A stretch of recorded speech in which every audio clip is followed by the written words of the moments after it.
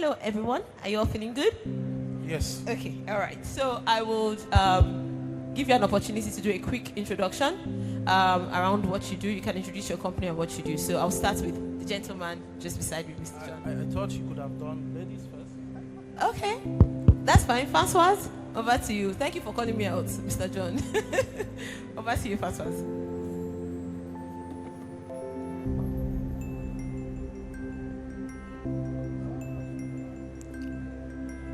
Hello, everyone. Let me say thanks to the gentleman giving me the floor.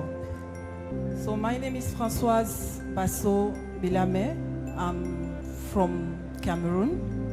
I'm representing the company, let's say the global financial technology provider SBS, known as Sopra Banking Software.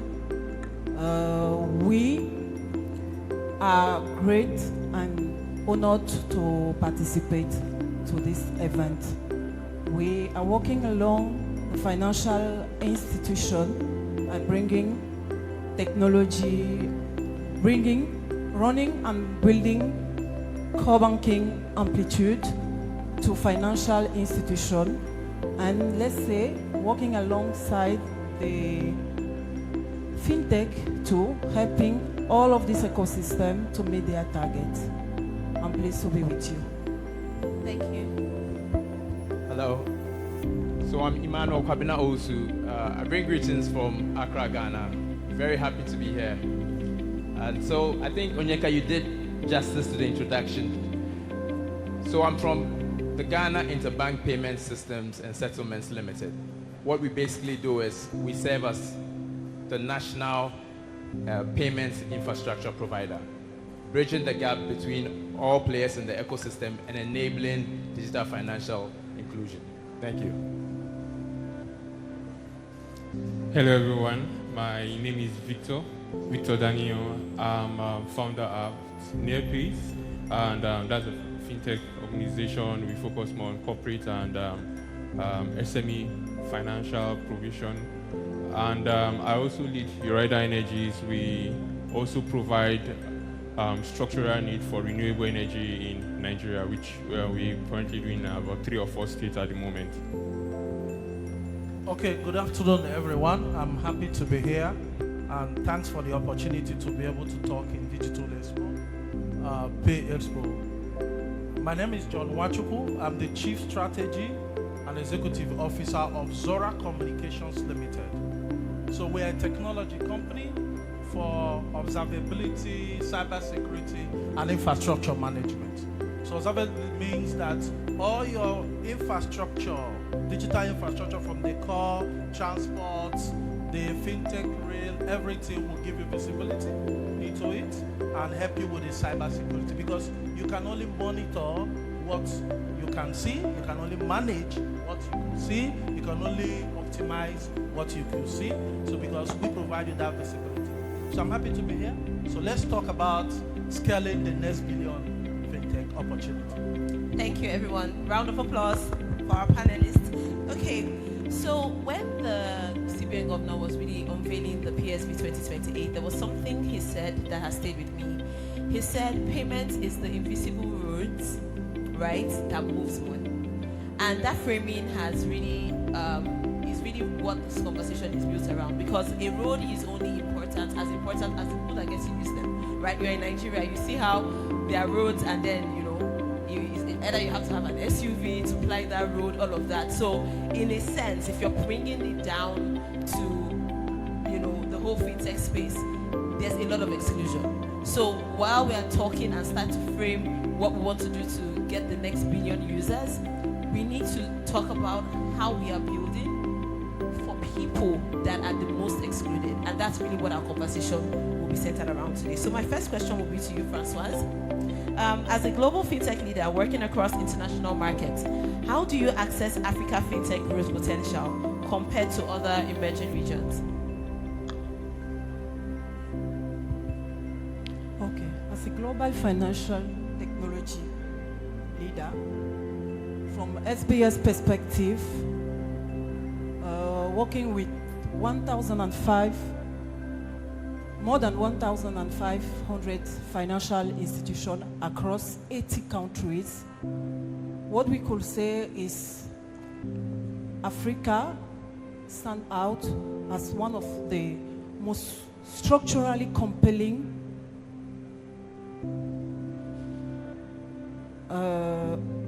fintech opportunity globally. So if we look at it carefully, we will see that in other emerging regions, the infrastructure, the financial infrastructure is laid on existing infrastructure banking, which is totally contrary to Africa. The scenario is contrary. In Africa, the infrastructure is being built by ourselves. We are building this infrastructure ourselves. The green field, which is Africa. And then, what also we can say here is this. Africa is, the other thing we can add here is that when we look at Africa, we have our rapidly growing population. We have our rising mobile penetration. We have this large, very large unbanked segment. So that means the need of the financial institution is clear, is real, and is urgent for us to have solutions for that. So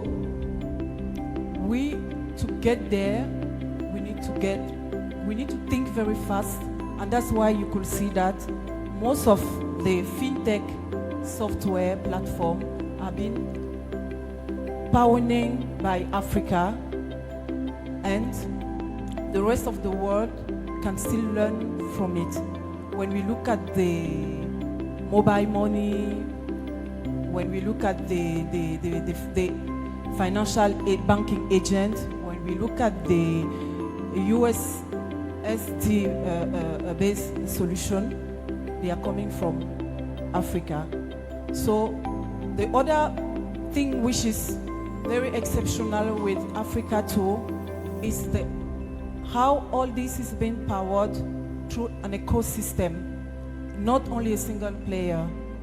So that's why we too at SBS, we believe in an ecosystem or partnership approach where you have to rely, or you have to leverage on partners like, let's say, leaders like cloud leaders like IBM, like AWS.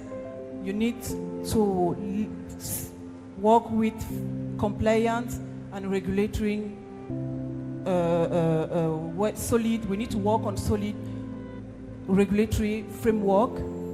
We need to work with identity specialists like ID Now, Shopty Pro, to come out with something that which is really special and which can serve this market. Thank you very much. Thank you.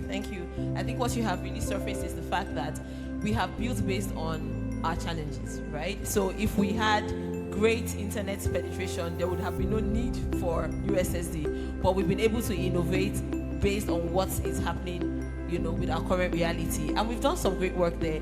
But again, while we're trying to scale to the next billion users, we need to consider those that are still excluded. So thank you very much, Francois, for that perspective. My next question is to you, Victor. Our fintech system has evolved rapidly, as you know, and from your experience building Nearpays, what do you believe has been the single biggest driver of adoption? What does it take to actually build solutions that work at scale across Africa's diverse markets? All right, I want to take something for what she said, which is mobile penetration. Mobile penetration did a very huge lot. It put people who had never had an opportunity to have a bank account to have a mobile phone or some sort of mobile device, whether it's a feature phone or a smartphone. So it gave access to users that existed but not yet served an opportunity to come alive. And this was much more easy when we had a lot of neobanks and also the telcos that provided access to payments, and like you talk about mobile money from MTN or Airtel and others. So it served that underserved user base that was always existing but didn't have the opportunity to come live. So mobile penetration was one very good thing that brought alive a lot of these users and helped furthermore the penetration. Okay, the next, I think there's a follow-up question there. Let me repeat that. What does it actually take to build solutions that work at scale across our diverse market? Okay, great. So first, to build for Africa, you need to understand that the dynamics at which Africa is existing. You need to put into consideration that a lot of users or a lot of smartphone holders have limited space in their devices. So when you're building mobile apps, you need to put that into consideration. You need to understand that internet can be unstable. So you need to build rugged apps that would be able to suffice that. Part of the things you also need to put into consideration that, which is very important, is that you need to look at the diverse part of Africa in terms of language, which I think a few financial institutions are already doing that already, seeing how you can break this product into languages that these users can understand easily. So when you build for Africa, you can't just take a template from Europe and then deploy it in Africa. You have to look at what you have currently and build from that level upwards. Thank you very much. All right, round of applause, Mr. John. Round of applause. Thank you very much. Okay, next question is to you, Mr. John. So digital infrastructure is what makes fintech possible or impossible. I'm really excited to have you on the panel because if people like you do not exist, we can't be talking about fintech, right? So how do you see the current state of that infrastructure influencing our ability to reach the next billion users? And where would you say are the most critical gaps? Okay, just to put a number to this discussion, permit me to make it. So how many of us today have been able to do mobile payment transfer? How many of us today? How many, please? I think like you believe with me that for the past 2 days, virtually all of us, or 80% of us have done a bit of transaction, right, on a mobile payment. So just look at it that Africa is largely dependent on infrastructure, digital infrastructure. And Africa is also leading. Why do I say this? If you have been part of mobile payment in 2024, you are among this group of people that contributed over 3/4 of the total volume of mobile transaction globally. So Africa is leading. So we happen to get involved in over $1.1 trillion transaction in 2024. Last year, we had 27% increase in it. So you agree with me that Africa is leading mobile money in terms of volume. But there is a challenge. The challenge here is the honest part of infrastructure. Because today, you could see that we need consistent digital infrastructure. We have limited mobile service. Sometimes when it rains, that your mobile app might not be working. Not so? Because of the weather, infrastructure is not sufficient. And again, internet penetration. In Nigeria alone, we have a little above 50% broadband penetration. Not everybody can do digital payments. And that is a challenge for building the next billion of transactions or users in the mobile payment space. Well, not only that, we also have what we call the payment rail. She mentioned about building this rail for transaction to be efficient. Today, you see that banks have their own mobile payments, we have individual fintech having their own mobile payments. Everybody is building in silo. And we are neglecting this must carry along, which is collaboration. It's no longer what we say, oh, collaboration, we have to collaborate. No, we have to make this collaboration an operational something that all of us will focus on so that we'll be able to work together. You know, technology operators, cybersecurity providers, regulators, making sure that innovation is not stifled, but innovation is allowed to grow. And then the fintech builders, everybody needs to collaborate together to solve this big challenge. And again, there is a problem. Most fintech are building transaction pattern on rails that never existed. Like Francois said earlier, we are the ones begin to build this rail, but we want to scale. It's not always easy while you are building. Imagine building a house and you want to live in it at the same time. It's not going to be easy. So that is some of the challenges we are facing in terms of infrastructure. But is there a quick win for us? Yes, there is a quick win for us. You don't need to build something from scratch if you can borrow it, if you can buy it. You don't need to build from scratch. So that is why we need to collaborate. Collaboration is the key word here, so that we can scale to have these targets across board. Thank you very much, Mr. John. Final question is to you, Mr. Emmanuel. Still there? Okay. The Ghana payment infrastructure is one of the most referenced interoperability models on the continent. What does it actually take to build payment rails that... But is that actually true? Like, are we doing a jollof war here? Like jollof rice, Nibs versus Gibbs? I hope we don't start. I hope we don't start because... Let's not start it here, ba? Okay, so my question is, what does it actually take to build payment rails that work across fragmented markets? And what has Ghana learned that the rest of Africa has not yet absorbed? Thank you. Thank you very much, Onyeka. We are not going to go into jollof today. Maybe another day. So when we talk about the success story of Ghana in terms of the interoperability, the very first thing that comes to mind sometimes is technology. And coming from a technical person, I would like to say yes, but actually that's not true. It was a bold regulatory directive against market forces. The regulator took a drastic and very difficult decision to say that payment infrastructure should not be a competitive advantage, but should be a national asset. So what did that mean for everybody? What it meant was that GIBS was bad, and in fact GIBS is 100% owned by the Bank of Ghana, which is the regulator in Ghana. So GIBS was bad, and GIBS just provided the rails that allowed every single participant to connect.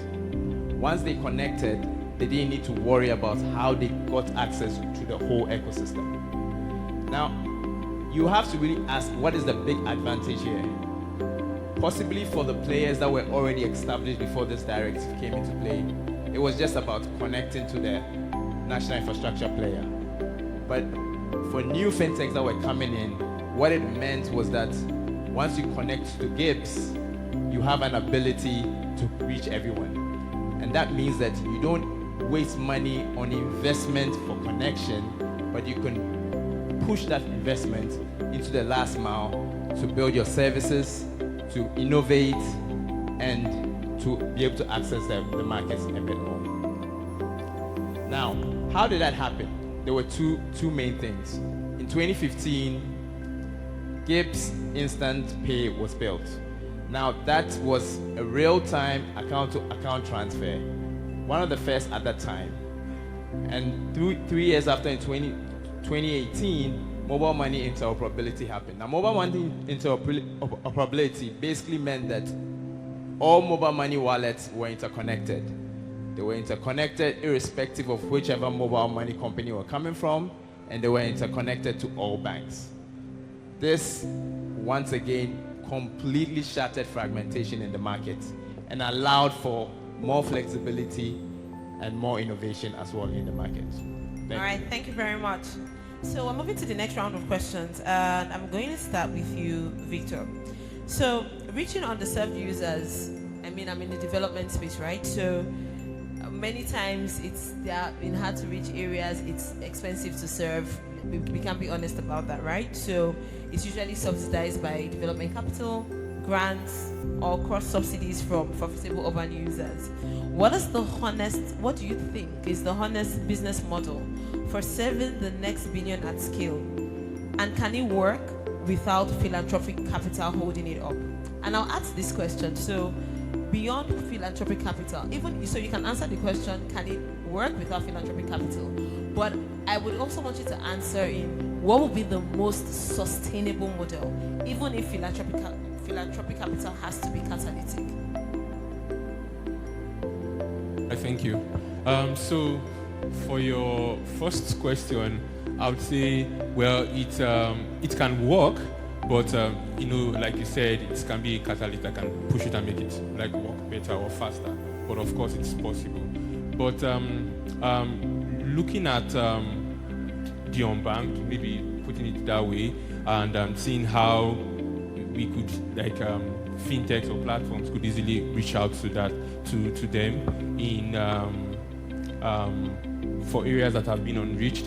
I think one very key advantage or one very key way that can work is when there are a lot of partnerships. So you don't have to drive the way all through. That's why when you're trying to build offline payments, you could just easily get access to Africa's stocking, and you can build on what you have already existing. So what would happen more is more on partnership to scale. So it would make it a much more easier journey than going all the way alone. So that would be a very more better approach, let me put it that way, to having to achieve that. Apart from that, we're looking at a little bit more on maybe partnership, but you look at embedded finance, where you could also, solutions could be embedded together to drive at a certain goal. So yes, it can work. It might not be easy without that, but yes, it can work. Okay, so what you're saying is we should look at the sustainable business model would have you leveraging partnerships and embedding finance, so beyond banking, other things that will drive adoption and maybe lower the cost? Exactly. All right, thank you very much. Over to you, Francoise. Partnerships between fintechs, banks, telcos, regulators, and global technology providers are increasingly critical, as alluded to by Victor as well. From where you sit at SBS, what collaboration models are actually driving fintech growth in Africa, and where are these partnerships breaking down? Right. From where SBS sits, as a global financial provider working across Europe, Middle East, and Africa, the collaboration model here that can drive scales is the one that will go beyond commercial agreement, and that will turn or transform to be a true ecosystem integration. From the experience we have from the 80 countries we are live or working in, is that no one player can do it alone. It's a combination of that ecosystem of partners. So, for example, banks, they bring trust and regulatory pillars. You have fintechs that will bring speed and customer intimacy. You have telecoms that will bring you the distribution reach. And then you have technology financial operators or providers like us, SBS, who will bring the backbone infrastructure. So from there, you could see that all this ecosystem, all those partners should work together seamlessly. And then from there, another thing we should say concerning this collaboration is that working together will necessarily be not an optional, it's going to be a must for us, for the fintech to grow or to get to the scale where it has to be. Thank you very much. Thank you very much. All right, next question is to you. You know what? To you, Emmanuel. So, national payment infrastructure is only as strong as its weakest link.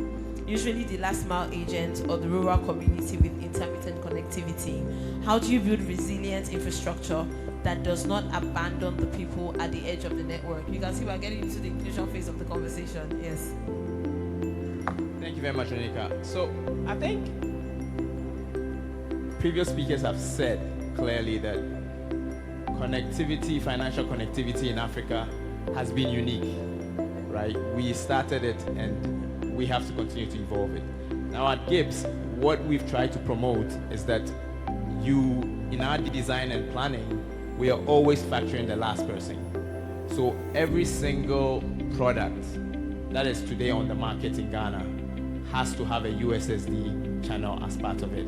So even though we have the multi-channel approach where consistently the mobile app is in play, mobile money wallets are in play, the key is to make sure that USSD serves as one of the actual channels that we are consistently using. Now, what does USSD give us?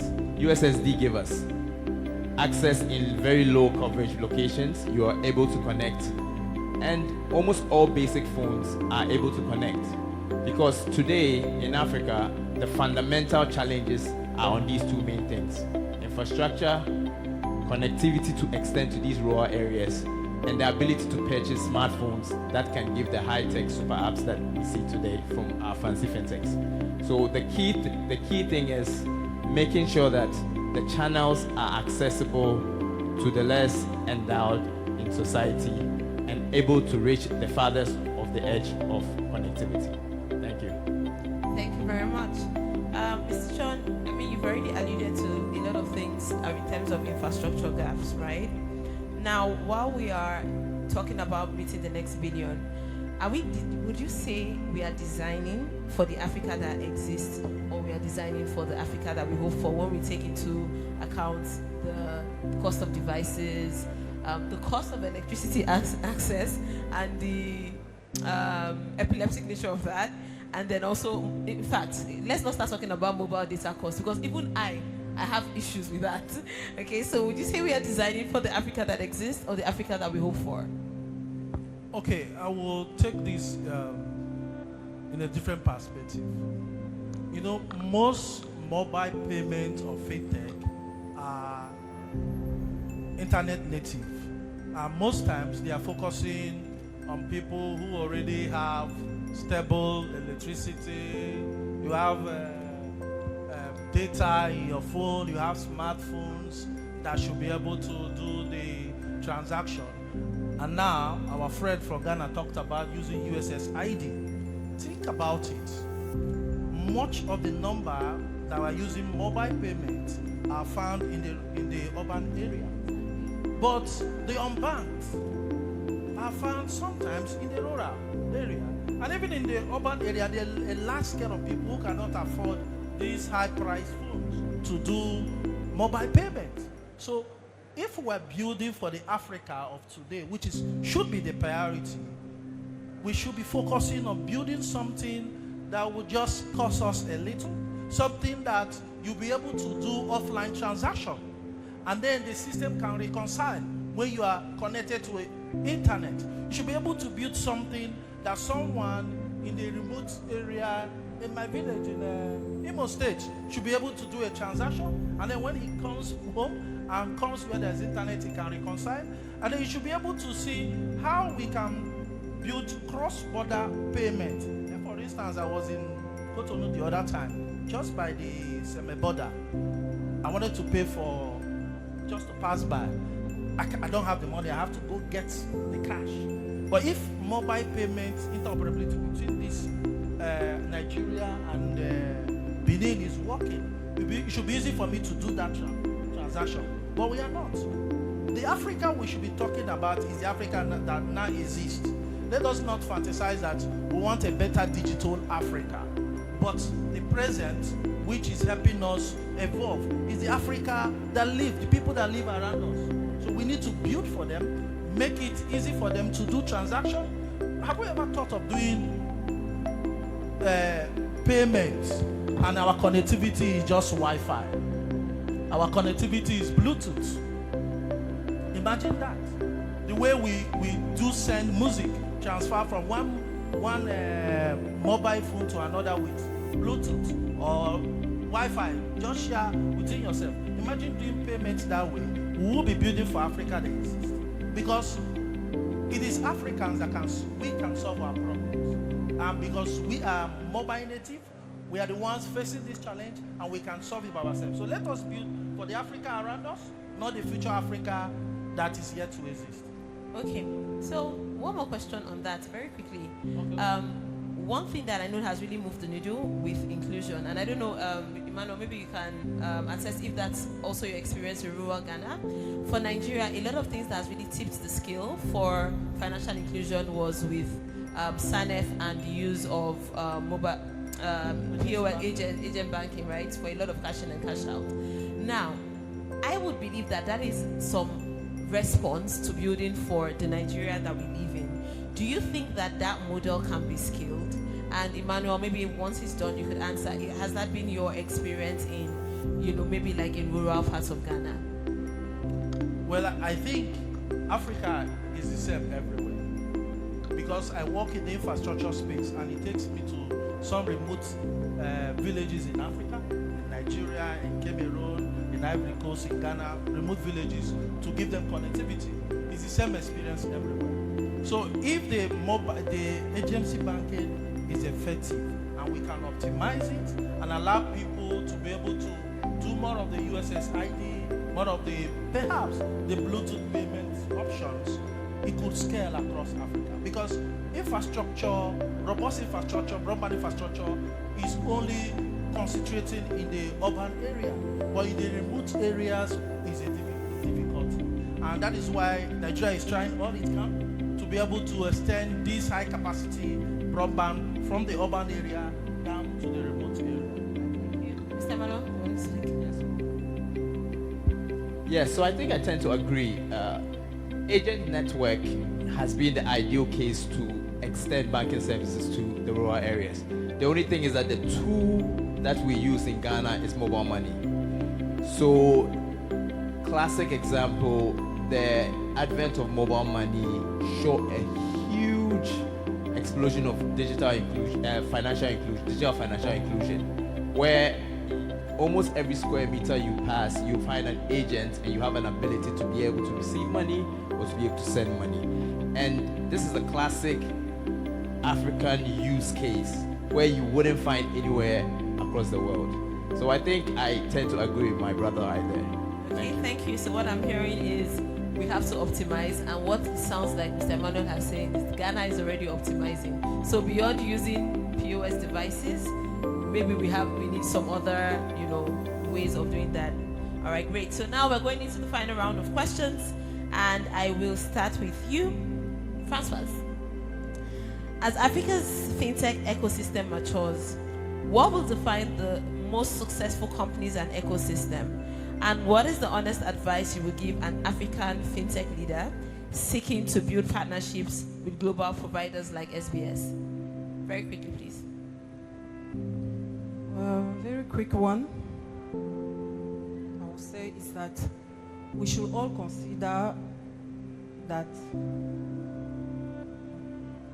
the truth is this: you can build the best service that can make you to be successful.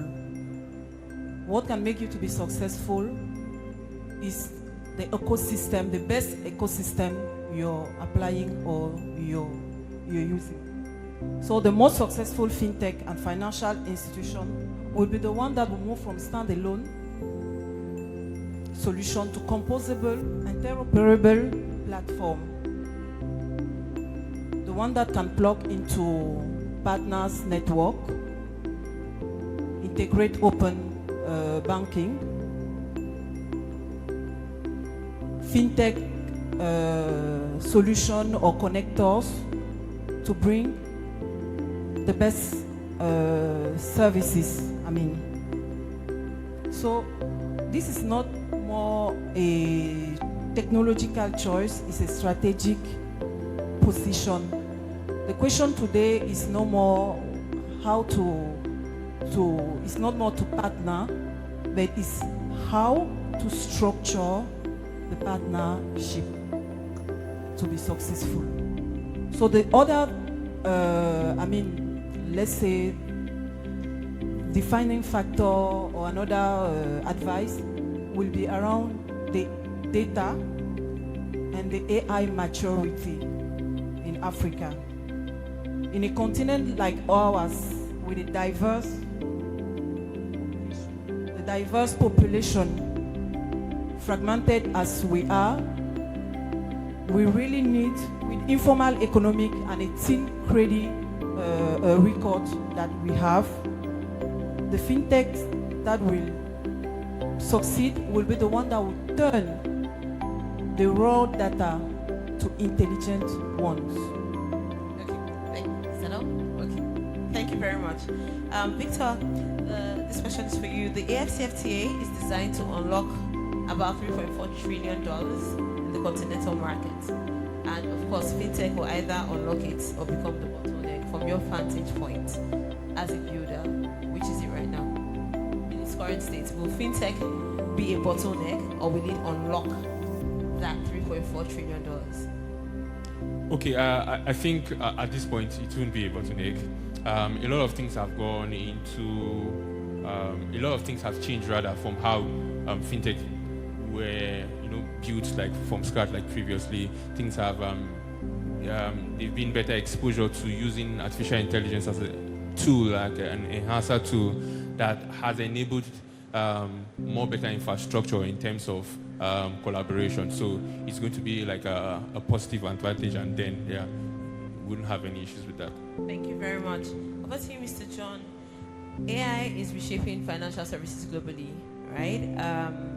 And then I think it was on the panel just before ours where someone was like, there's some concern around exclusion. I think it was a lady from Ghana as well, around exclusion. So AI is great, but leveraging that can also lead to some exclusion or some bias in the system, right? So how do you see AI transforming fintech in Africa? And specifically, what needs to be true about our data infrastructure for AI to serve inclusion rather than undermine it? I think for us to have effective use of AI, our data inputs need to be clean. So because if you feed the AI model clean, healthy data, the intelligence and the response will also be healthy and effective for us to make informed decisions. So that is the key. But for AI, I need us to think what we could be solving with AI.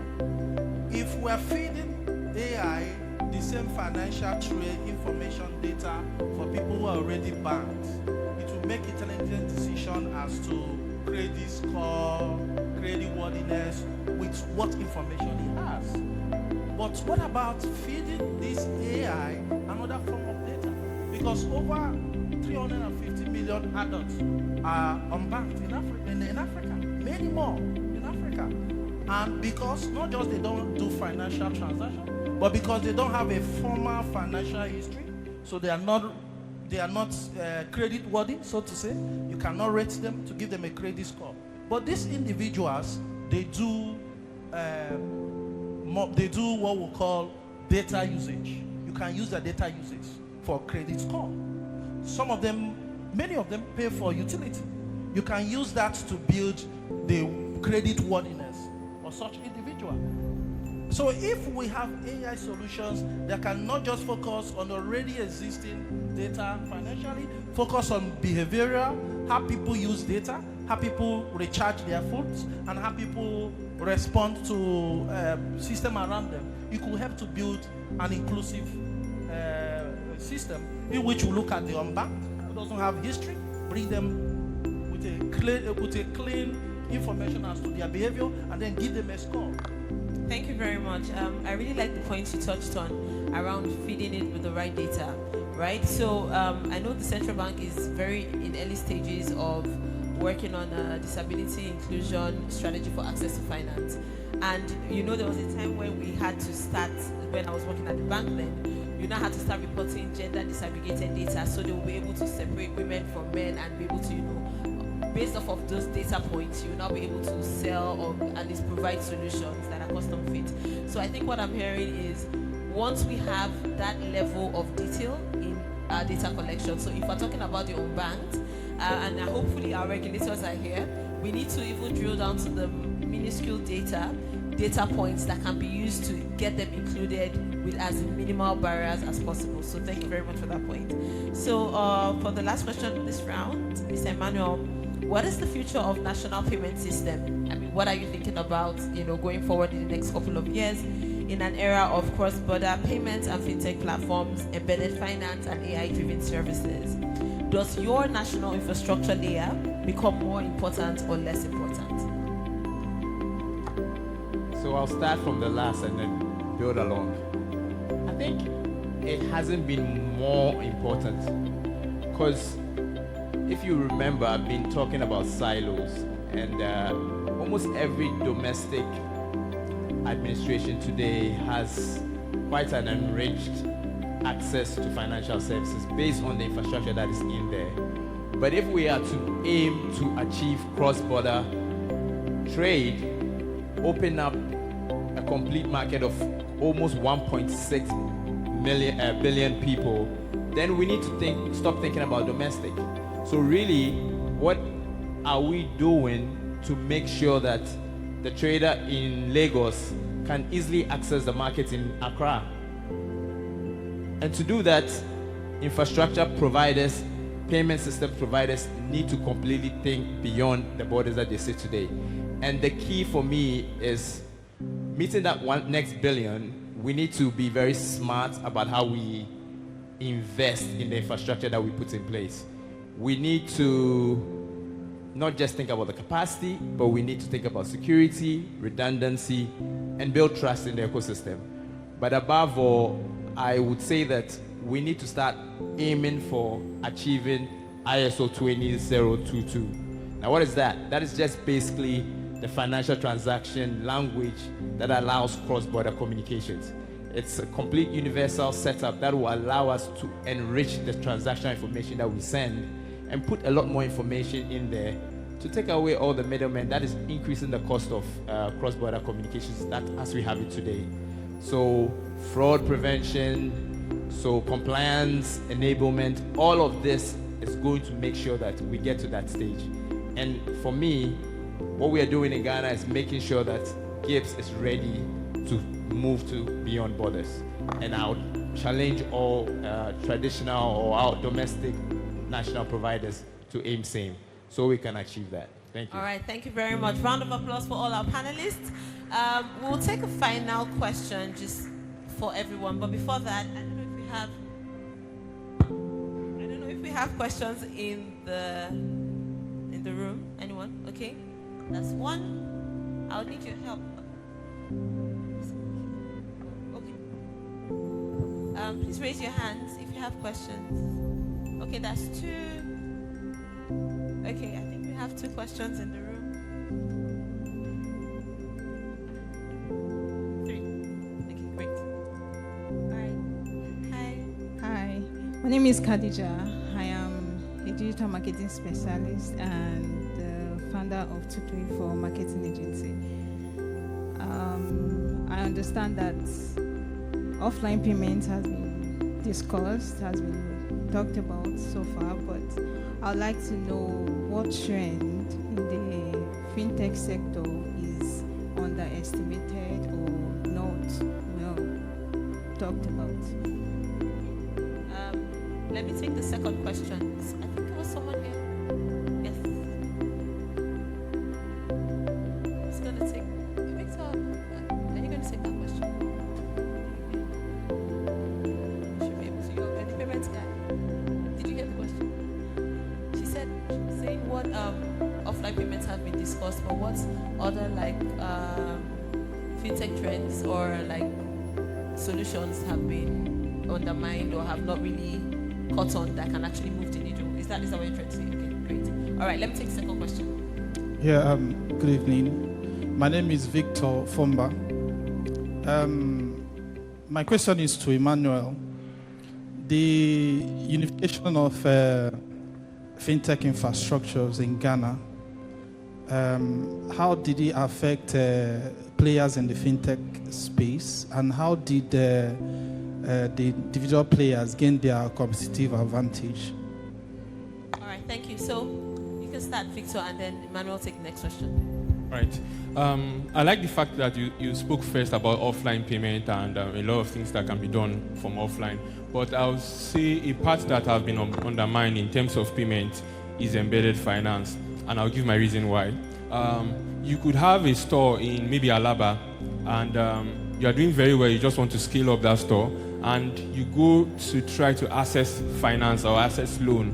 And what you might have, the issues you might have is that your credit scoring is not good enough, or you have some things missing. Now, if everything in terms of embedded finance is well in place, you would even need to ask it to show up on your dashboard wherever you're making your transactions from. So when there is that connection, right, it gives access to easy checks where you can have access to capital to do your business easily. I think those are the things we need to explore more in terms of digital finance or fintechs or payments in general. That gives you access to, that gives users access and businesses access to explore more in terms of payment without having gaps or issues.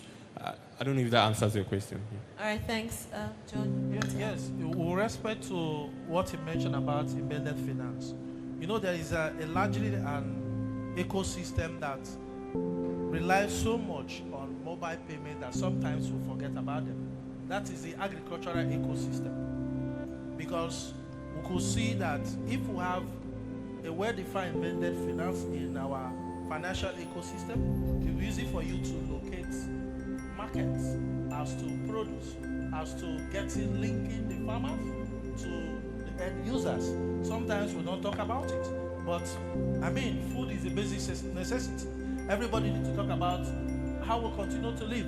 So it's something else that we also need to see how we bring this embedded financing into supporting mechanized farming, and then relating it to marketplace. So you'll be able to, from your system or your ecosystem, you could select what you want and then have logistics company attach to it and have an end-to-end ecosystem in your financial system. Did they answer your question?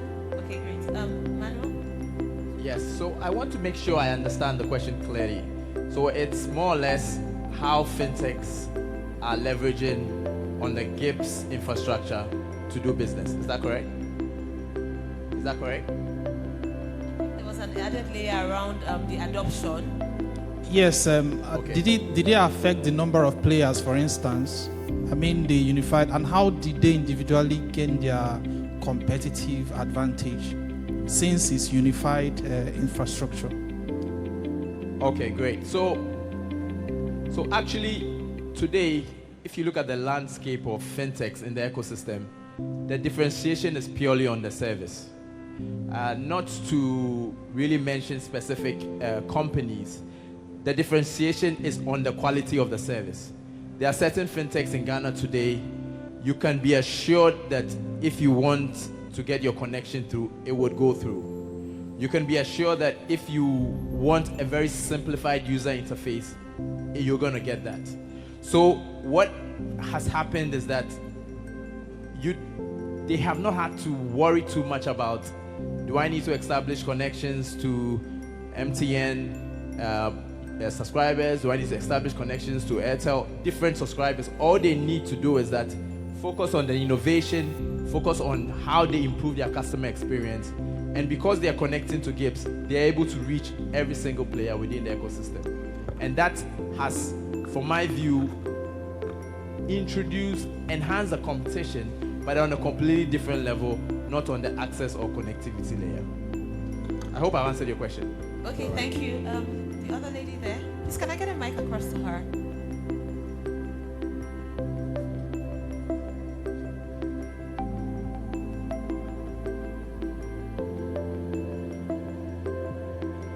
Hello. Okay, good afternoon, everyone. And a very well done to the panelists on the discussion that have been really dealt with. My own question is just that, like said by the man from Ghana, that is Mr. Emmanuel, that you are able to scale really fair USSD usage in Ghana, where you're able to bring a lot of people into the inclusion. But in Nigeria, I don't know if this gathering has looked at the role that is being played by the telco companies, and that our rural area, what is most common is the feature phones. For a lot of people who are in the rural area, we have rural area whereby most subscribers might not even have a bank account. And for them to be digitally included, you need to have either a wallet or a bank account. CBN has come up with a regulation that even for tier 1 account, there must be BVN. These people, they don't have bank, and BVN can only be captured in a bank. How are we really thinking of including these people if we really want them to be inclusive? Because the 1.something billion masses we are saying, majority of them are not in the cities, and they are where they don't have access to what they really need to be included. So what effort is going on, and how does this gathering want to address such as per regulation side and telco side that these people are onboarded to have access to financial services? Okay, thank you very much. I would take a stab at that question and then somebody else can pick it up. Thank you. Very, very valid question around inclusion. So I know that part of the things that we have been discussing, so Nigeria is also at the cusp of redesigning or reviewing its national financial inclusion strategy, right? So we are currently running on the NFIS 3.0 and we're going into 4.0, of which they have called out a priority subgroup for women, young people, and really people in underserved regions. And the conversation is, how do we not just have BVN? BVN has been great, but I do get what you mean around exclusion, because for you to get a BVN, you need to probably go into a bank or somebody has to come to you to do all of that. So we're looking at, are we going to stand on BVN alone or now introducing NIN linked type of accounts? But I know that MTN, so you have the Momo PSB and all of that. I think that with your account number, you can open the wallet, but then there are restrictions as well with that. So what I would say is to financial institutions, particularly to last mile type financial institutions if they're in the room. So we need more efforts from microfinance institutions that are closer to those areas. We need more efforts from fintech providers where, you know, in this, and this is the lived realities of people in those areas, right? They do not go into banks. Let's not even talk about the fact that they don't even feel like they have enough money or they have enough income to go there. But that's where also development capital sits, right? So that's where we do programs, and you know, we have programs working with financial institutions to be able to meet more people like that. So what that looks like is, if we are doing a program with the financial institution, say, I need you to go get more unbanked people, that means that the financial institution will have to go into those areas and register those people. But your point is well taken, and as we go into the subcommittee with the CBN, these are some of the things that we hope would surface in the next iteration of the strategy. So that's my own response. Does anybody else have anything to? Okay. So I love the question. We had similar scenario at my office. We had an NGO who needed to reach out to farmers to give them funds to buy fertilizers, and they came to us and they said they had one issue. Almost all of those farmers have no BVN. How can they get money? How do they send money to them? So I would say first, we literally cannot go below our regulator standard. Regulator says it has to be BVN to have an account number, but as much as we can, you could find an innovative way to see how those farmers can get access to money. So it means that we could play around USSD code and a wallet system. So BVN would give you an account number. It doesn't restrict you to do a payout, but you cannot receive money. So what we had to do was to build a wallet system around USSD code. They have no account number. However, the funds sit with us as maybe the intermediary, but they could have access to do a payout, if I could just simplify things.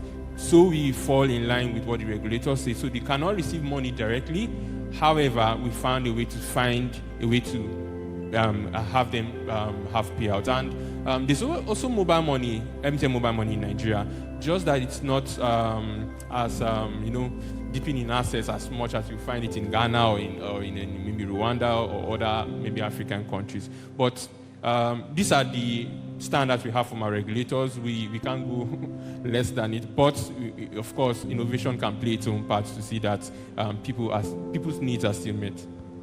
So really, I think her point is taken because that's why we are in rooms like this. This is a lived reality. And it's very clear that the question cannot be answered by people here, but by our regulators. So it's well noted. Exactly so.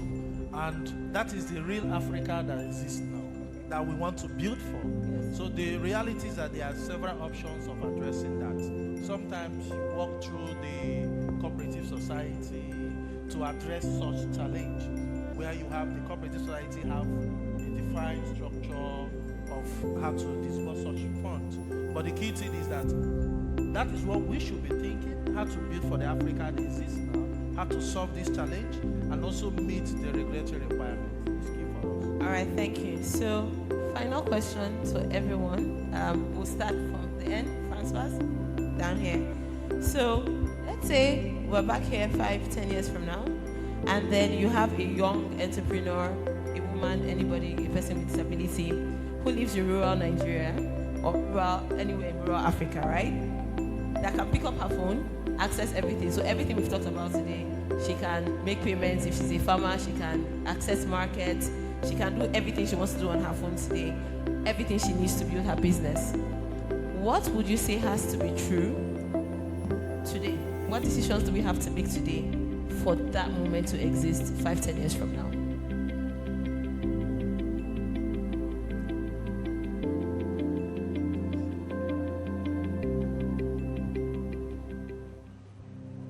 I want to be sure I got the question. 5 years ahead or 5 years behind? No, 5 years ahead. What decisions have to be true today to envisage a future where 5 years from now, a woman, a rural person, anywhere in Africa can do everything with their phone? Everything that we've discussed today as barriers, some of the solutions that we've surfaced. What decisions do we have to make today to make that happen in the next 5 to 10 years? All right. The decision that has to be made today is what we notice is that only fintech can meet the request or the demand you just mentioned, because traditional banking system have proved their limits. They can't solve this problem. So that's why we're talking today about the fintech. So what I could say is the question should be, what can a fintech does today for him to meet everyone demand in 5 years. So what, from our own perspective, what we could say is that the future belongs to a fintech today who can build a platform with API first, open by design, and that can, let me put it like this, orchestrate the whole partner to have a very localized or personalized solution for Africa. So if fintech today consider all this, it means they could respond to all the problem Africa have today. Thank you very much, Emmanuel. Oh, great. Same So question, everybody. I'm going to try and simplify it and try and summarize everything that I've captured. We need to unify regulation and compliance across the board. That's the first thing. We need to build infrastructure that is open, like she said, that is scalable, that is secure to build the trust, and that is data rich to be able to enhance cross-border communications. And above all, we need to stop the silos, the fragmentation. Let's connect the national rails. I'm going to bite a saying from the previous panel. It says, if you want to go fast, you go alone. If you want to go far, you go together. So what I'm going to end with is that meeting the next billion, going far and going together is not a choice, it's the only way. Thank you. Victor?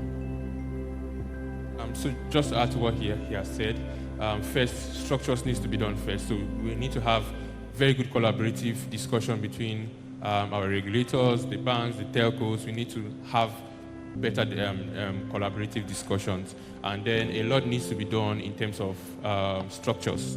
And then we can talk of a very important aspect, which is security. We can also look on how data can be easily shared, and that would really help. And then this might just be on personal on the financial institution, which is building directly with Africa at heart. So we don't just implement anyhow. We know our region, we study the region, and then we implement decisions, particularly for the region. Thank you, Mr. John. So to summarize, I will use the word collaboration. We need to collaborate. The telecom company, the regulator, the big financial institution, the Fintech, the social community groups, the farmer association, whoever it is, we need to collaborate. Because the system is there, but we need to make sure it's a solid system. There is interoperability. We can exchange information within a country, within cross-country, whatever it is, we need to come as one voice. So we'll be able to build that next billion of users, of dollars, or whatever it is. All right, thank you. I'll add my own 2 cents. I would say, based on everything you've said, we need to also sequence that. Everyone has a role to play. If you are a cooperative society, if you are a microfinance institution, stop looking for customers in VI. Go and look for customers where you're supposed to be. That's one. And then the final call will be to the organizers.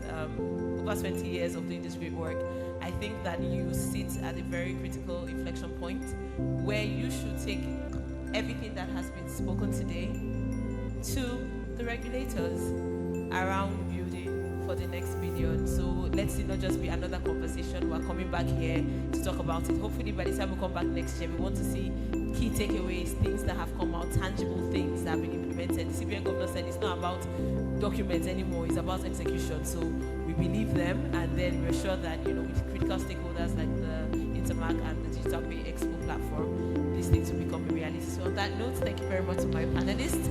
Thank you for everyone who has stayed this long. All right.